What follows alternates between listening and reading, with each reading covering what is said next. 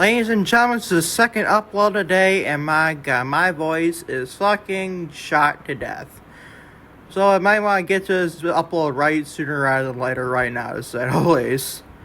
What is going on, everybody? How you all doing today? Welcome to an episode of Lucas C on YouTube and all audio platforms, which your WWE Saturday Night's Main Event July 12th, 2025 review. Go back and you missed the upload I did previous with the AEW All in Texas 2025 review. Almost 40 minutes on. I've been 40 minutes on YouTube, including the intro, and about 38 minutes or so, including ads on Spotify and all audio platforms. It's basically all 40 minutes, to say the least. So that was a big time review, to say the least, man. So go check that out. It's live on the YouTube channel and live on all audio platforms, to say the least. I'm hoping also to do your WWE Evolution 2025 review, because I really want to talk about that show. That show, top to bottom, was just freaking great, bro. I gotta be honest. We'll wait and find out if I can get the Evolution review out today, or probably more likely tomorrow, to say the least, for Tuesday, July 15th, 2025. Today is Monday, July 14th, 2025, to say the least as well. Go follow me on social media, Twitter, Instagram, and TikTok, Lucas C. Allen. Facebook still technically no limit to Lucas. Watch on YouTube. Hit the like button on today's video. Turn on the bell for all post notifications. I hope you subscribe. So to the subscribe button if you haven't already. And leave a comment what you think of Saturday night's main event for July 12th, 2025. Watch on Spotify or any audio platforms. Hit the 5-star rating on Spotify. It just takes like 2 seconds out of your day, or 5 seconds to get the point. Helps the podcast grow immensely on the audio section of the podcast platforms. You get the point. Leave also leave a comment on Spotify what you think of Saturday night's main event for July 12th, 2025. Now let's get into your Saturday night's main event, commercial event, to say the least. Fucking commercial, motherfucking commercial. I did that skill on top with Timmy and Jimmy, man. God, that was something else that skit was, man. Way better than this whole Saturday night's main event the last 2 times we got, I'll tell you that right now. Let's get into your Saturday night's commercial event. Starting with Randy Orton. There's not much to discuss here on Saturday night's main event other than Goldberg's retirement speech. Getting cut off, honestly. He had a pretty solid match, so I'll give him credit for credit is due. And Seth Rollins' injury. Other than that, this is your show. And also Bianca Belair returned, but you get the point. Randy Orton defeats Drew McIntyre to start the show, and after the match, Logan Paul attacked Orton until JellyRoll. Fucking JellyRoll is more like you think it's announced, honestly.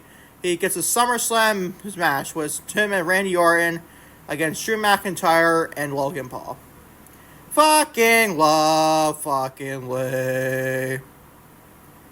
Randy Orton defeats Drew McIntyre to start the show, and after the match, Logan Paul attacked Orton until JellyRoll attacked Paul. Then McIntyre hit a claymore kick on JellyRoll. Basic opening Saturday night's main event special for you, if you ask me. Also, because of Naomi. She's got a lot of stuff happening to her recently, man. So as an Evolution last night. Man, oh man, Naomi is your WWE Women's World Champion. We'll discuss that in the Evolution review. We'll discuss what she did on Saturday night's main event. Naomi brawls with Jade Cargill. Eventually, Nick Aldis, the SmackDown general manager, announces that there will be a special guest referee at Evolution, as she took place last night during Cargill and Naomi's no-holds-barred match. And it indeed is Bianca Belair. I actually like this. I like the brawl Naomi, and Jade had in this segment. I thought this was easily the best thing on the freaking show. I gotta be honest. And it's great to see Bianca Belair back. Hope to see her cleared, honestly. I don't know if she's cleared. She was about to be a special guest referee last night. She'll wait and find out if she's actually clear or not to actually compete again. She'll wait and find out for sure. To me, it's the best thing on the show. Might be a hot take, but it is what it is. He also insults Sikoa, defeats Jimmy Uso. Oh my god, let's try that again. Moving on to insults Sikoa, defeats Jimmy Uso to retain the WWE United States Championship. Boring. Moving on to LA Knight, defeats Seth Rollins after Rollins got a knee injury. His injury on his knee. We're not going to give a grade on that, but I'm going to discuss what happened during the match and everything, where he got tweaked his knee and everything. It doesn't look good, bro. It doesn't look good, according to reports online. We'll wait and find out come Monday Raw if it's announced tonight. He'd be out for a long time. This is kind of big time blow to WWE. create for you, man. That'd be a big time blow, to say the least. We'll discuss that. Also, Gunther defeats Goldberg and ending Goldberg's career on a loss for Goldberg to retain his WWE World Heavyweight Championship in the main event. And also, he actually got Goldberg did a speech after the match. And my God, he first went to commercial after the match, slowly went to after the match ended. Then he came back for commercial. And then his speech got basically cut off mid-sentence for another fucking commercial! The fuck, man? I'm no Bill Goldberg fan. I didn't mean to say I can't stand Bill Goldberg.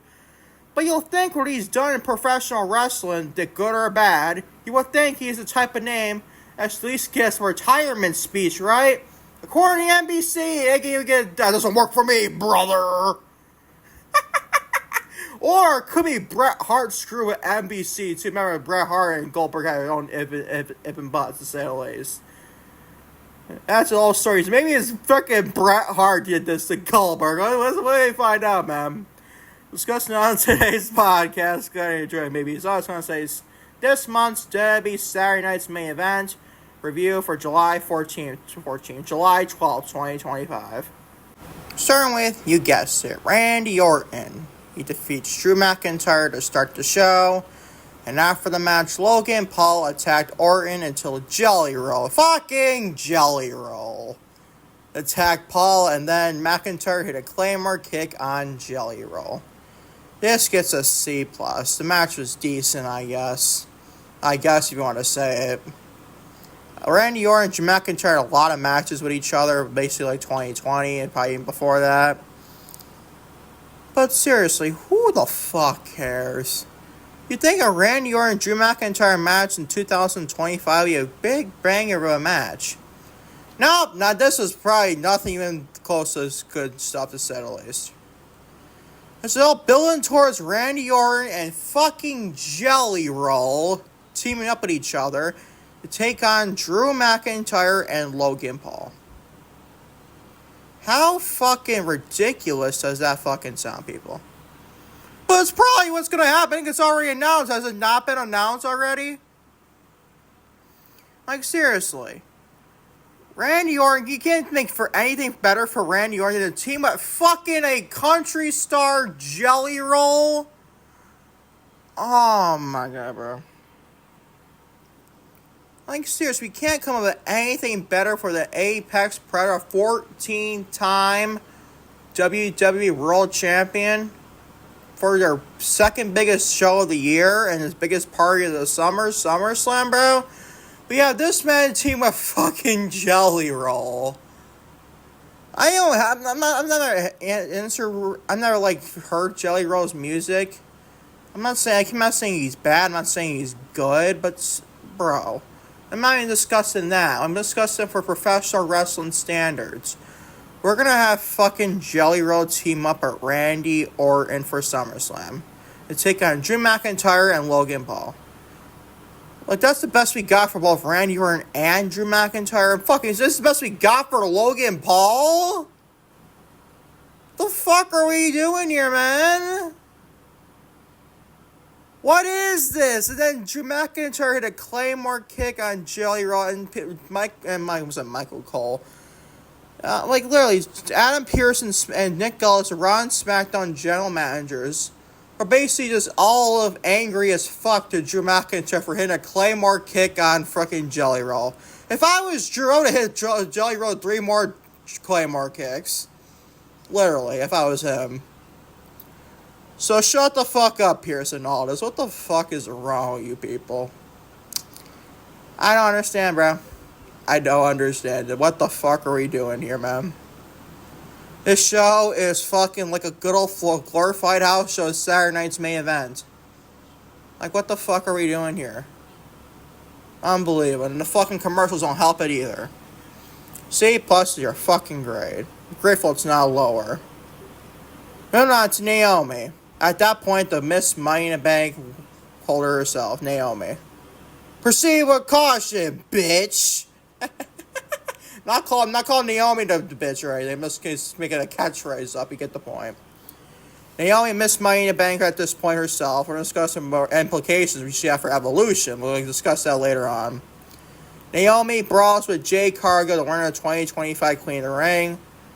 And eventually, Nick Aldis, the SmackDown general manager, announces that there will be a special guest referee at Evolution during Cargill and Naomi's no-holds-barred match. Evolution obviously goes out last night, obviously.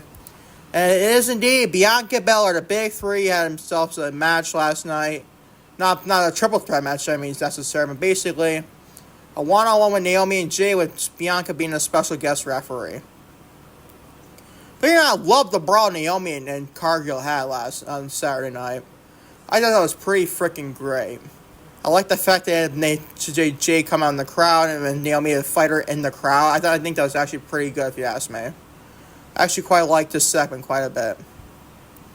It's great to see Bianca back. I was just worried as shit she was a Miss Evolution as a whole.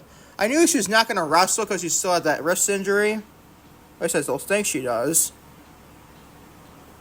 But we'll see if she actually is clear to actually compete from now on, man.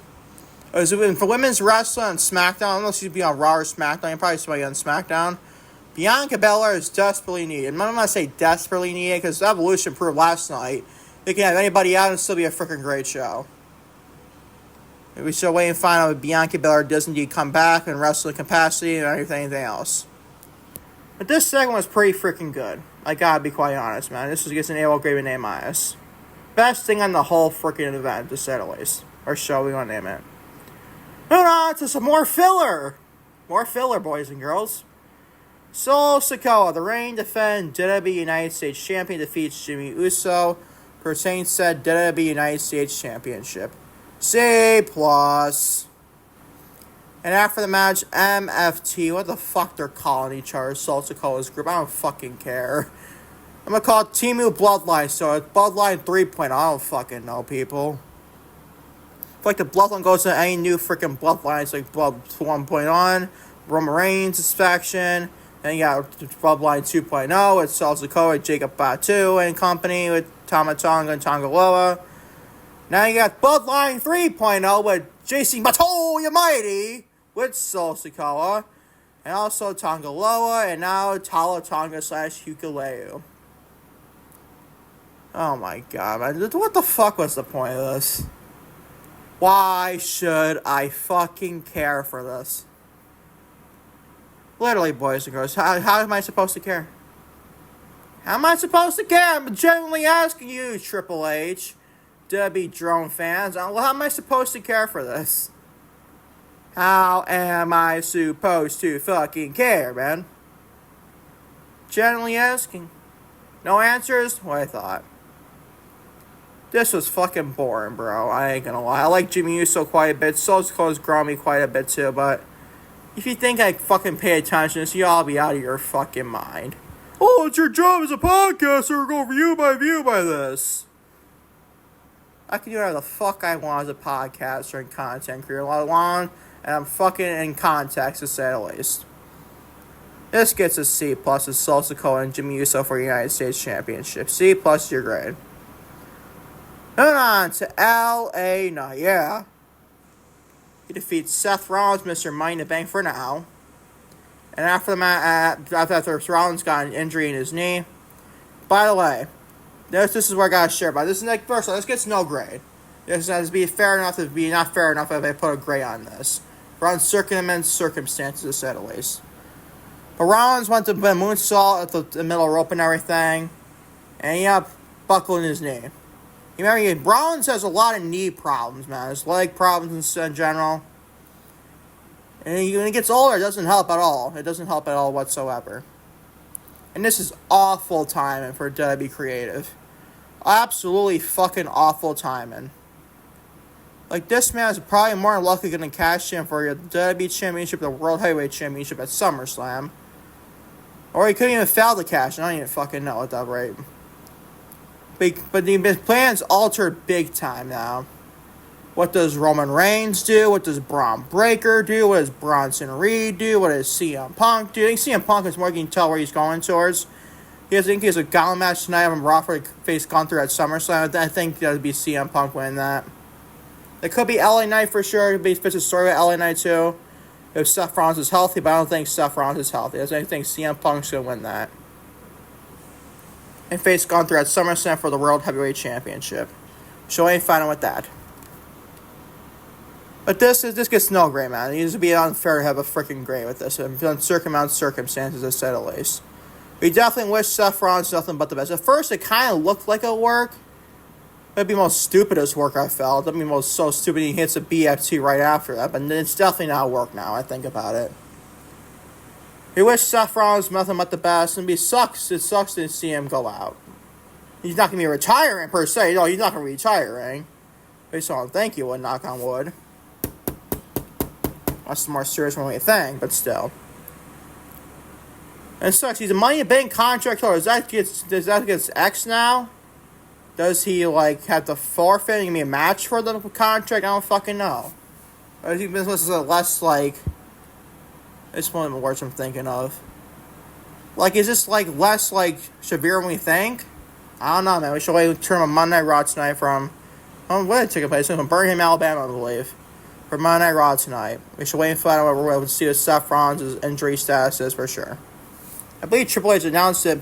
I think Triple H basically said something on the press conference for Revolution last night.